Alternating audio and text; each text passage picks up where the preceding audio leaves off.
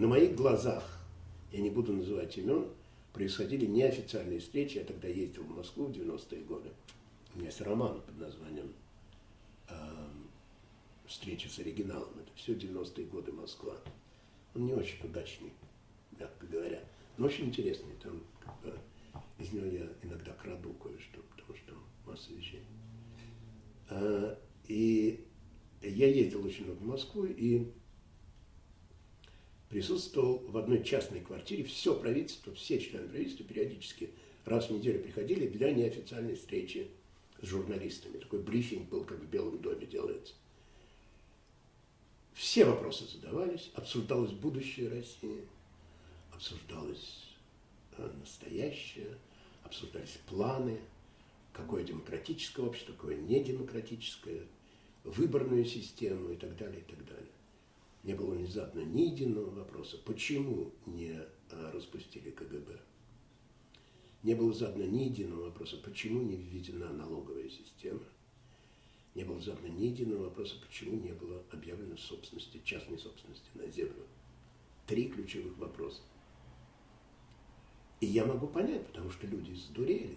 Почему выбрали Ельцина, вы можете сказать?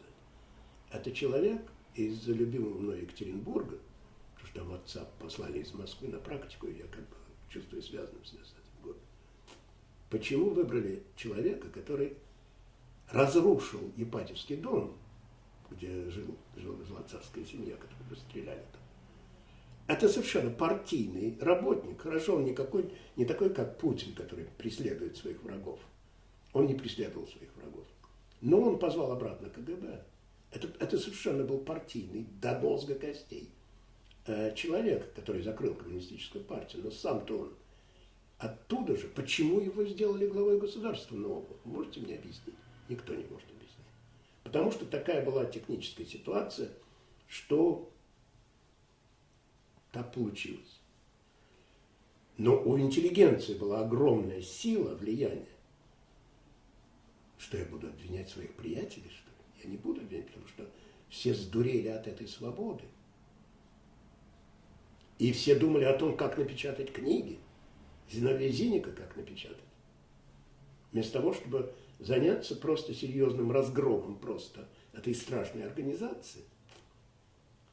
Я не знаю, ваша ли это чья-то цитата, что, в принципе, приехав сюда, бежав от несвободы в свободу, здесь как раз люди и потеряли свободу. То, что по-английски называется freedom and liberty, это свобода, это то, что тебе дают, на самом деле. Это то, что тебе даровано. Свобода – это свободы.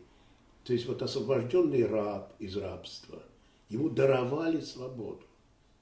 Это гражданские свободы, это общество дарует тебе право говорить что-то такое, торговать чем-то, поселяться там-то и там-то.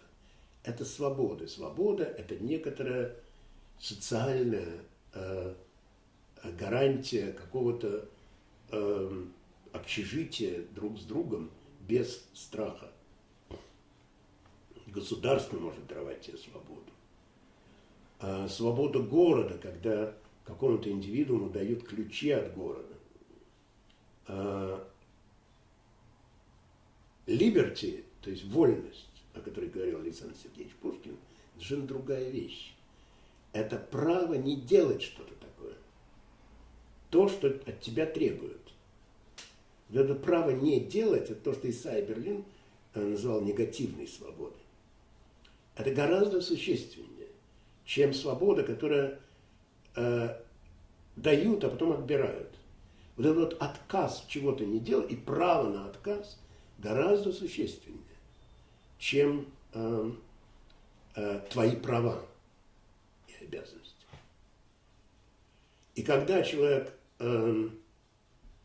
переселяется как бы в свободную страну, и он считает, что он приехал в свободный мир, он не понимает, что на самом деле этот свободный мир построен с железной тюремной дисциплиной. Налоги, суды, банк, я не знаю, политическая карьера, вообще все надо уметь себя вести.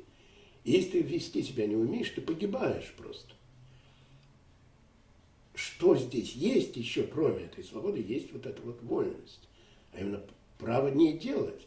Не работай на корпорации, которую ты считаешь просто ничем не отличается от советской власти. И действительно ничем не отличается.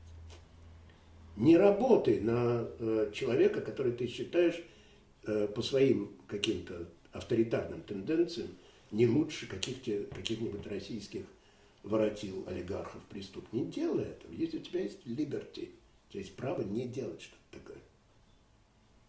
И пока это не станет понятным, конечно, будут люди, которые приезжают. Но потом, но я-то говорил, я думаю, я сейчас вспоминаю, когда вы процитировали, речь шла об эмиграции 70-х годов, которые не понимали вообще, куда они едут. Они хотели приехать и чувствовать себя как в России, но только в свободной. А потом выяснилось, что никакой России нету. Они были знаменитыми писателями, вроде Максимова, который был редактором журнала «Континент»,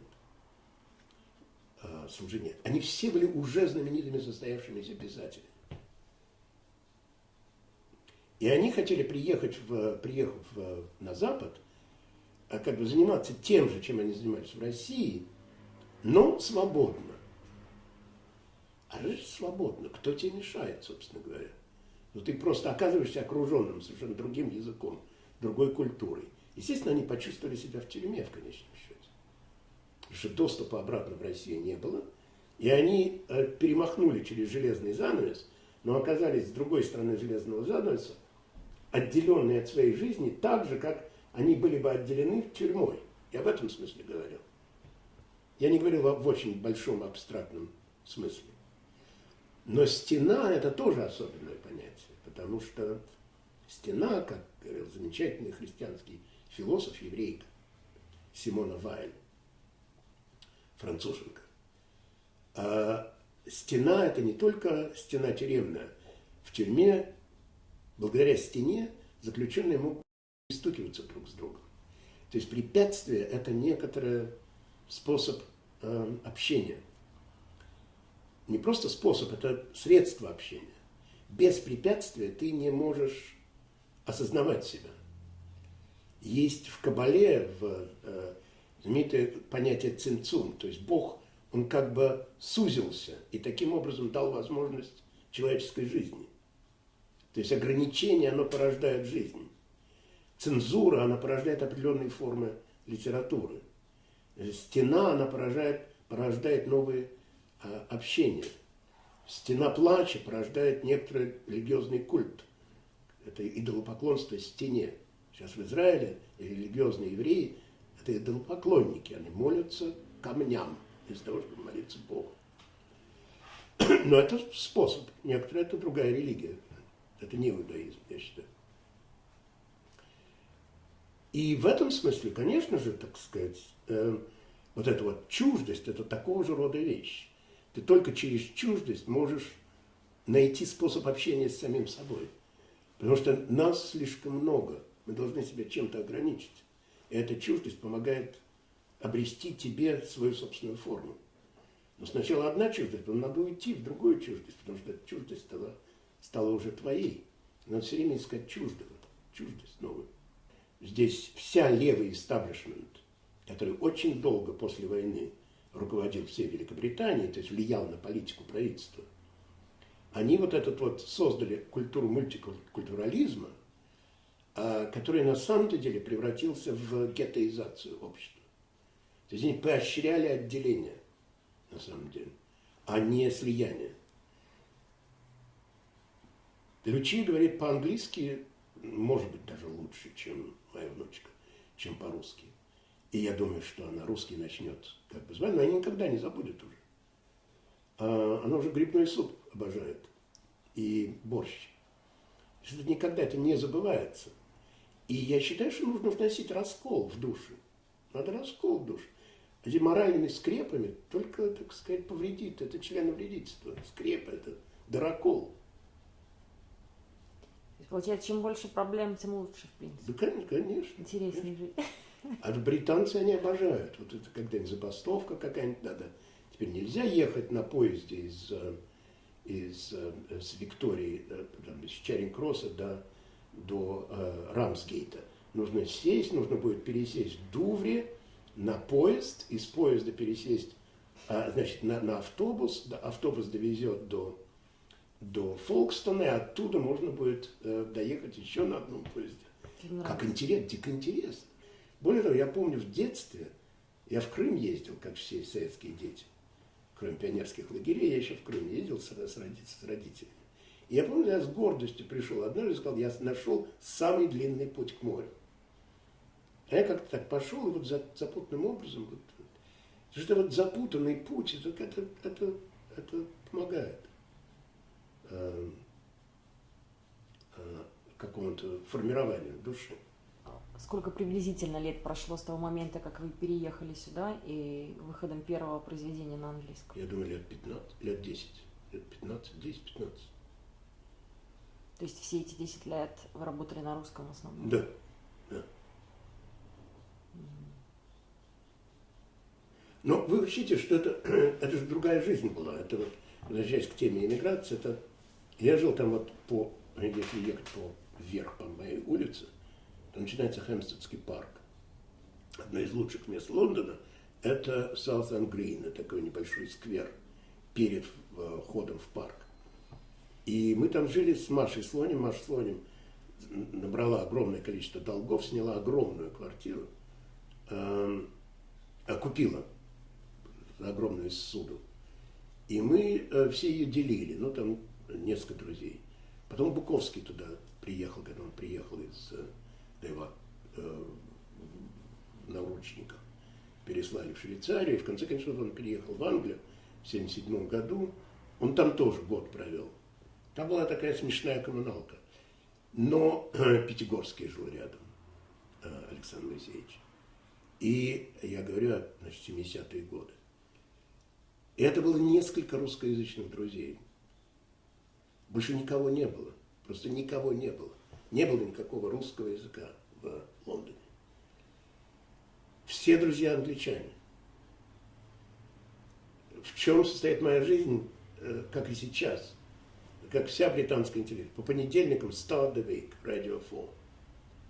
Вот я спрошу вас, какое интеллектуальное радио по-английски? Вот вы знаете?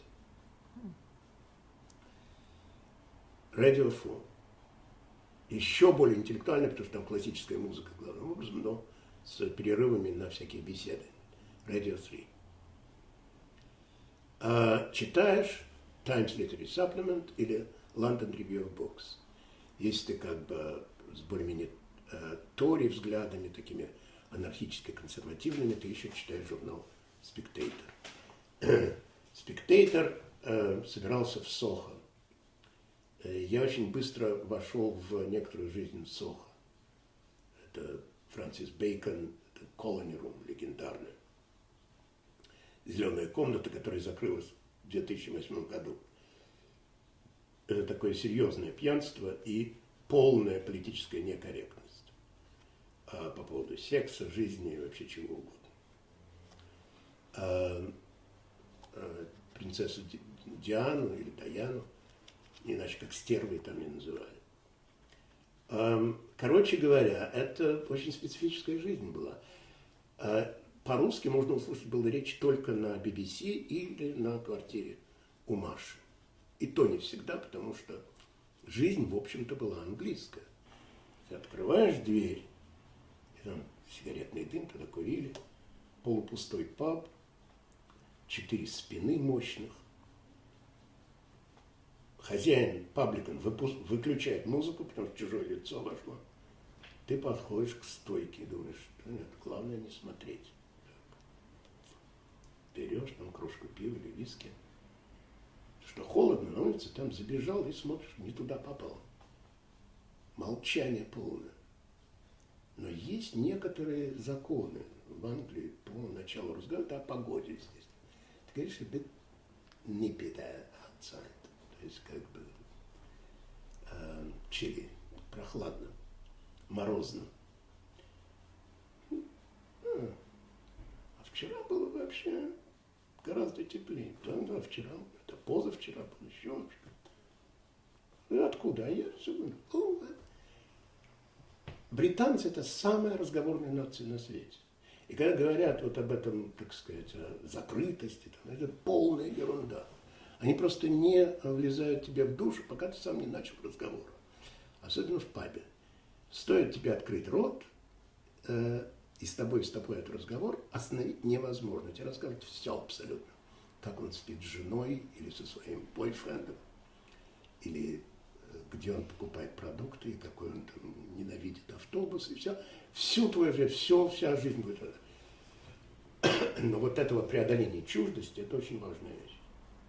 Потому что только через какой-то другой образ, который ты не знаешь, и который тебе не был раньше знаком, ты можешь, приписав ему свои какие-то эмоции, ты можешь их как-то сформулировать. Потому что мы сами по себе слишком сложные для себя. Нам нужен чей-то другой образ, поэтому, скажем, в литературе очень много литературы, которая рассказана от лица придурков. Потому что простые эмоции, с ними легче разобраться. Их можно передать свою собственную запутанную эмоциональную жизнь, приписав их каким-то более простым типам, на которых можно все это разыграть. И в этом смысле и иммиграция тоже это такого рода вещь. Какой-то человек может понять себя только через своих родственников. И у меня много друзей, которые не уехали принципиально, не потому что они считают, что это дурно, предавать свою родину, уезжать, как в Библии. Нельзя было уезжать из Святого Израиля. А потому что просто они знают, что они в другой новой ситуации, они обречены на молчание. Я не такой просто. Я просто люблю общаться с непонятными людьми. Обречены на молчание в смысле почему? Ну, потому что они не могут вынести этой первого состояния отчуждения и страха перед новизной. А вот вы очень интересную тему затронули по поводу того, что писать о чуждом – это как абстрагироваться и, может быть, свежим взглядом взглянуть на то, что На себя самого. Да, но с другой стороны, как можно писать о том, чего не знаешь? Так ты знаешь, что придумывать надо. Надо как-то так работать. Набоков делал очень хитро. Он, на самом деле, у него, конечно, фантастический английский язык, особенно с точки зрения словарного. Но если взглянуть на его все романы, которые происходят бог знает где, не в России, я имею в виду, они все написаны от лица иностранца. Там рассказчик – это всегда иностранец. Поэтому даже если он где-то подслушал какой-то разговорный оборот, он приписан какому-то персонажу, будь то, не знаю, школьный жаргон Лолиты или что-то такое, что он слышит, Пнин слышит в своем колледже или в каком-то американском магазине. Но рассказчик сам – это Пнин. Рассказчик сам – это француз, швейцарец в Лолите. И поэтому язык у него очень образованный и очень чистый грамматически. Это не разговорный язык.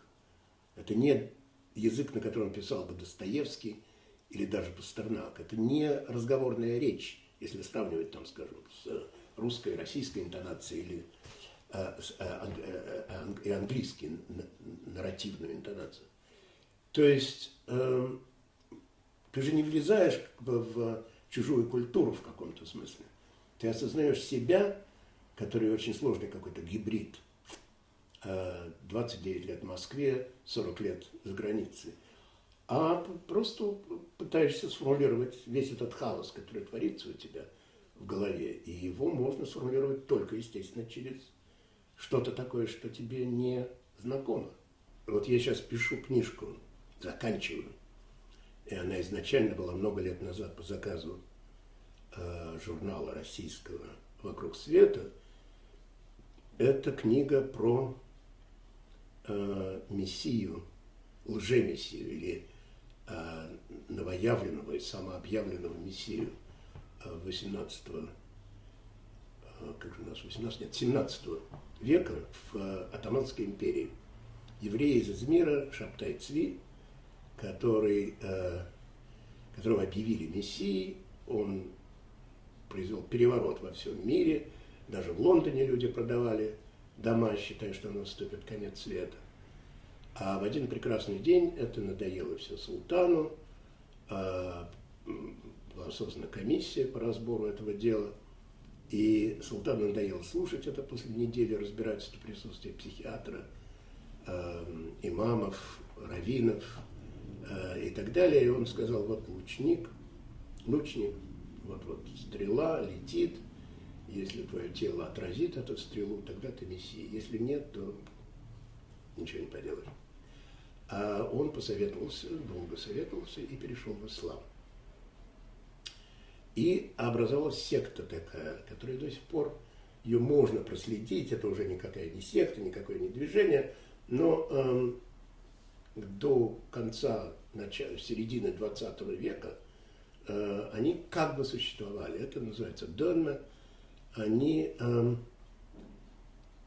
Это суфисты, они ислам, мусульмане, вполне, так сказать, принятые, но при этом у них остались еврейские какие-то обряды, поэтому их подозревали с обеих сторон.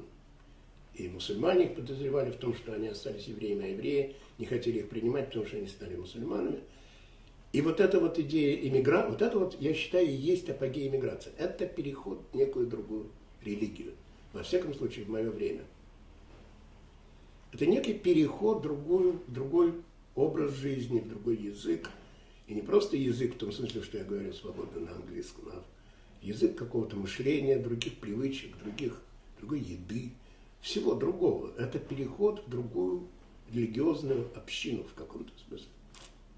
И для меня возвращения уже не было. Но с другой стороны, я же никуда не могу деться от своего прошлого. Я в Москве, я до сих пор большой у меня контакт с людьми и с моими старыми друзьями.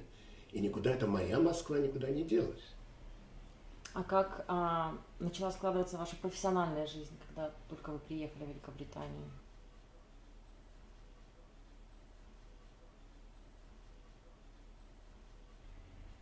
Нет, я просто приехал в Иерусалим, где меня встретил поэт, мой очень любимый друг Леонид Йоффе.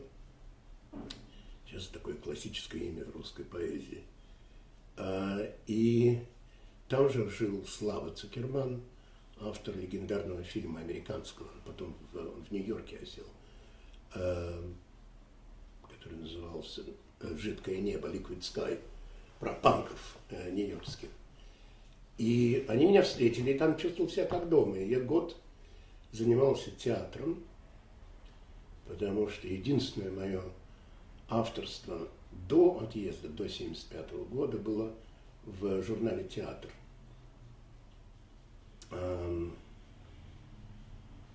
И это была часть моей жизни в Москве, потому что в журнале «Театр» сотрудничал такая легендарная фигура тех лет Александр Асаркан, который был моим гуру, когда мне было 17 лет. И вместе с Павлом Улитиным, сейчас опять же легендарное имя, они сидели в кафе «Артистическое» напротив театра МХАТа, художественного театра, и обменивались через стол друг с другом открытками, записками. И Павел Улитин создавал прозу из разговоров своих друзей. И вот в результате я написал пару заметок в журнал «Театр», и поэтому меня в Иерусалиме предложили мне руководить студенческим театром.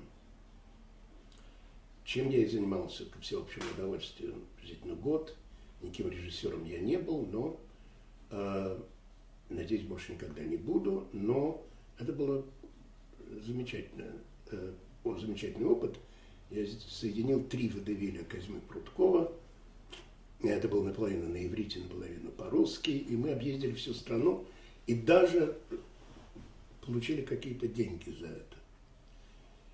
А в конце этого года, так что я плохо понимал, что такое арабская проблема, я вообще ничего не понимал. Израиль мне очень понравился, но я выучил иврит свободно и написал повесть о эмигранте из России, который застыл в своем времени, в своем прошлом, и в результате как бы не понимает, что прошла жизнь, а он все остановился в каком-то прошедшем времени. Это по мотивам сказки Гауфа «Карлик Нос». Это как бы метафора как раз патологической эмиграции, когда человек не может вырваться из собственного прошлого. И там впервые был оральный секс в русской литературе. Могу сказать, со стыдом или с гордостью, даже до Эдички Лимонова. И Эдик любил это произведение, но эмигрантская пресса, которая, как всегда, впереди всей прогрессивной мысли, назвала это сочинение антисионистской порнографии. Скандал был страшный, и меня купило очень крупное французское издательство «Альбан Мишель». И в конце 75-го, в начале 76-го года я туда поехал, потому что они купили потом 3 других романа. Один из них «Перемещенное лицо», который сначала вышел по-французски, только потом по-русски в Нью-Йорке. И я там пробыл несколько месяцев, и выяснилось, что BBC в Лондоне ищет новых сотрудников. И я приехал, меня устроили все документы, поэтому я приехал по, можно сказать, приглашению британского правительства и Ее Величества королевы Елизаветы II, и где-то лет через 7 я получил гражданство.